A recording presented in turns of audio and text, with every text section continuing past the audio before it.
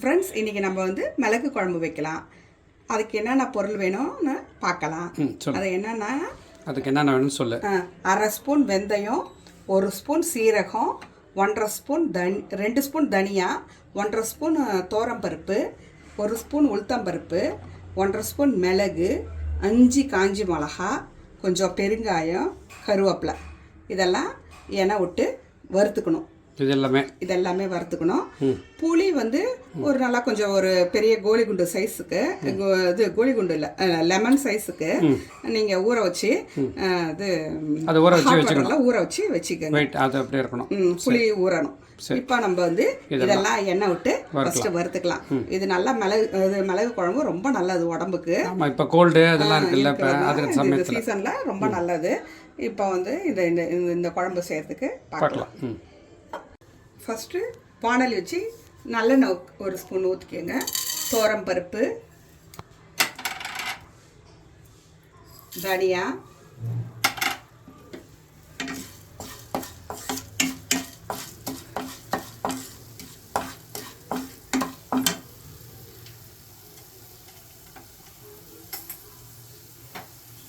உளுத்தம்பருப்பு,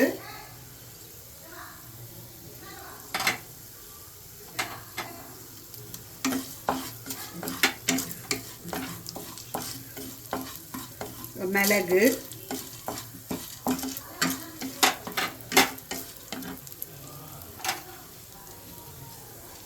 காஞ்ச மிளகா. ஃபஸ்ட்டு இது கொஞ்சம் லைட்டாக வறுத்துக்குங்க.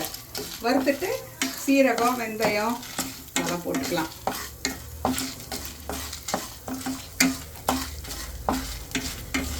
சீரகம் போட்டுக்கோங்க. ஒரு பாதி இதுவானோன்னா சீரகத்தை போட்டுக்கலாம். வெந்தயம், பெருங்காயம் கட்டி பெருங்காயம் வச்சுருக்கேன் கொஞ்சம், அதையும் போட்டுக்கலாம். வெந்தயம் போட்டுக்கோங்க.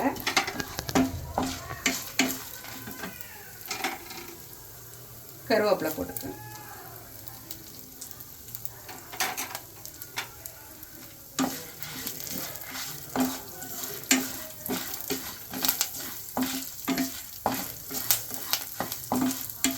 கொஞ்சம் மிளகெல்லாம் வந்து டகடகன்னு பொரியும்.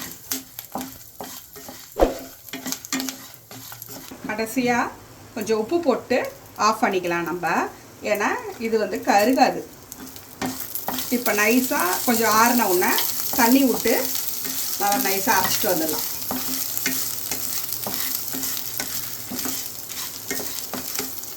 இதை வந்து நல்லா நைஸாக அரைச்சிட்டு வந்தாச்சு. இப்போ வந்து நம்ம குழம்பு வச்சுக்கலாம். அதே வானலியை நல்லெண்ணெய் விட்டு நல்லா ஊற்றிக்கோங்க. ஒரு 3-4 ஸ்பூன் ஊற்றிக்கலாம். ஏன்னா குழம்புக்கு ஒரு 4-5 நாள் கூட இதை வச்சுக்கலாம் நம்ம. இப்போ நல்லா நல்லெண்ணெய் விட்டு கடுகு, உளுத்தம்பருப்பு வெடிக்க விடுங்க.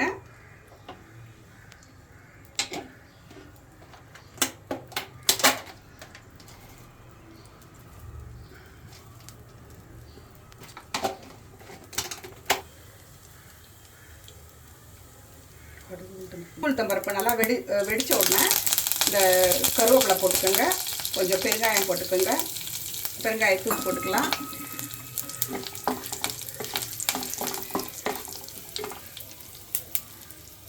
இப்போ நம்ம அரைச்சி வச்சதை அப்படியே போட்டுக்கலாம்.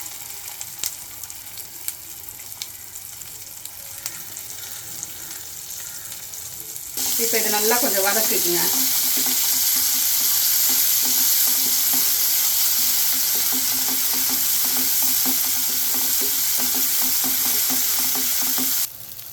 புளி சொன்னேன் இல்லையா, அதை ஒரு லெமன் சைஸ், குட்டி லெமன் சைஸ் சொன்னேன், அதை நல்லா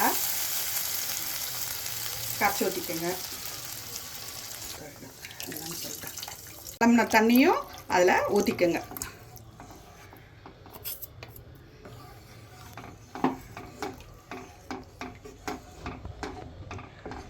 இப்போ நமக்கு ஃபஸ்ட்டு வந்து 1 ஸ்பூன் போட்டோம் உப்பு செக் பண்ணிவிட்டு கொஞ்சோண்டு உப்பும் போட்டுக்கலாம். எவ்வளோ தேவையோ அந்த அளவுக்கு போட்டுக்கலாம்.